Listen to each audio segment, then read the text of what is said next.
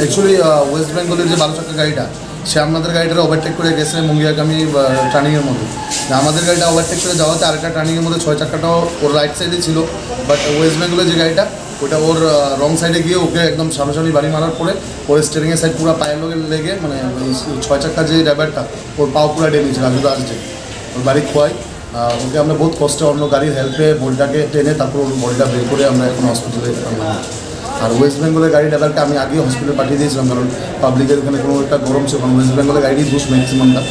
এখন বাকিটা থানা পুলিশ ওখানে আছে আমি বলেছি, আর আপনার এই গাড়ির মালিককে আমি ইনফর্ম করেছি।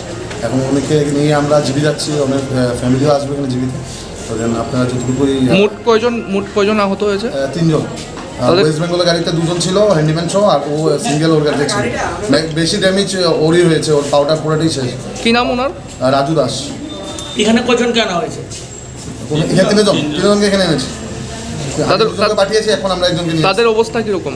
ও এখন তো রাজু দাসের অবস্থা তো খুব ক্রিটিক্যাল, আর একজন হ্যান্ডিম্যানের তো এখনও বেহুশি আছে, আর ড্রাইভারকে আমি এখনও দেখিনি ওয়েস্ট বেঙ্গলের গাড়ি, ও নাকি স্যালাইন চলছে ওর।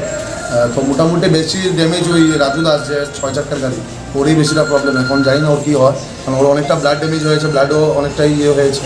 কোন জায়গায় হয়েছে ঘটনা? এটা মুঙ্গিয়া তেলিয়ামুড়া ক্রস করে মুঙ্গিয়াগামী বাজারের আগে, অনেকটা আগে, মাঝামাঝি কৃষ্ণায় এরকমই হবে। ওই জায়গাটা ঠিক এক্সাক্টলি আমি নামটা বলতে পারি।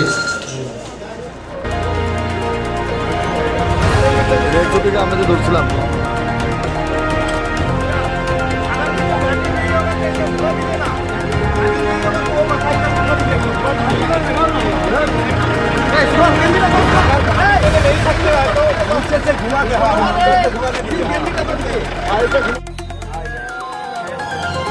করতে পারছি না, পুরো চেক হয়ে গেছে, 10 মিনিট